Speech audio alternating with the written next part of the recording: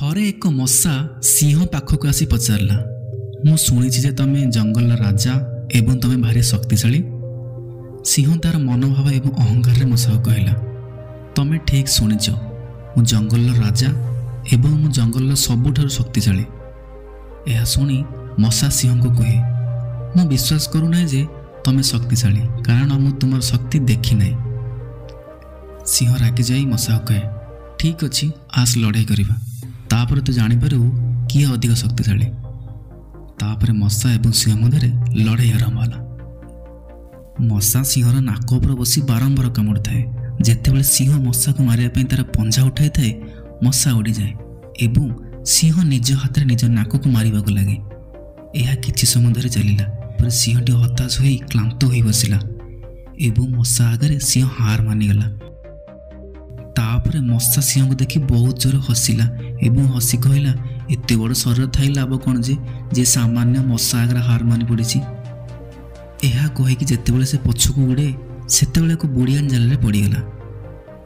ମଶା ଖସିଯିବାକୁ ବହୁତ ଚେଷ୍ଟା କଲା, କିନ୍ତୁ କିଛି ସମୟ ପରେ ନିରାଶ ହୋଇ ରହିଲା ଏବଂ ଭାବିଲା, ମୁଁ ଜଙ୍ଗଲର ରାଜା ସିଂହକୁ ପରାସ୍ତ କଲି, ଏବେ ଏଇ ସାମାନ୍ୟ ବୁଡ଼ିଆନ୍ ଜାଲରେ ଫସିଗଲି।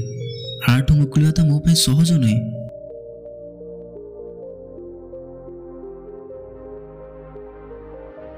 ବନ୍ଧୁଗଣ, ଏହି ଛୋଟ କାହାଣୀଟି ଆମକୁ ଏହି ଶିକ୍ଷା ଦିଏ ଯେ ପ୍ରତ୍ୟେକ ବ୍ୟକ୍ତିଙ୍କର ଭିନ୍ନ ଭିନ୍ନ ଶକ୍ତି ଏବଂ ଦୁର୍ବଳତା ଅଛି। ହେଲେ ଆମର ସବୁଠାରୁ ଭୁଲ କ'ଣ ଜାଣିଛନ୍ତି? ଆମେ ନିଜକୁ ଅନ୍ୟମାନଙ୍କ ସହିତ ତୁଳନା କରୁ। ଯଦି କିଏ ଶୀଘ୍ର କଥା କୁହନ୍ତି, ତେବେ ଆମେ ଭାବୁ ଯେ ଆମେ ଧୀର। ଯଦି କିଏ ଇଂରାଜୀରେ ଭଲ, ତେବେ ଆମେ ଭାବୁ ଯେ ଆମେ ଦୁର୍ବଳ। ଯଦି କିଏ ପାଠରେ ଟପର, ତେବେ ଆମେ ଅନୁଭବ କରୁ ଯେ ଜୀବନ ଆମକୁ ପଛରେ ପକାଇ ଦେଇଛି।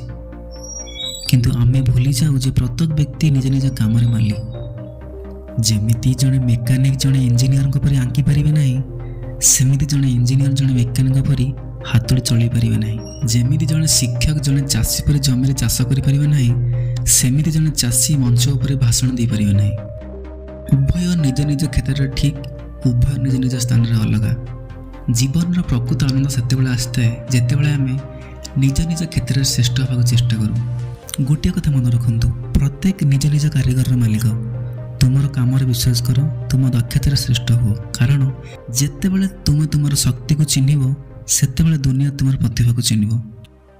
ଭିଡ଼ିଓଟି ଭଲ ଲାଗିଲେ ଭିଡ଼ିଓକୁ ଲାଇକ୍ କରନ୍ତୁ, ଆଉ ଏମିତି ଭିଡ଼ିଓ ପ୍ରତିଦିନ ପାଇବା ପାଇଁ ଆମ ଚ୍ୟାନେଲକୁ ସବସ୍କ୍ରାଇବ୍ କରନ୍ତୁ। ଦେଖା ହେବ ପୁଣି ଏକ ନୂଆ ଭିଡ଼ିଓରେ। ଧନ୍ୟବାଦ।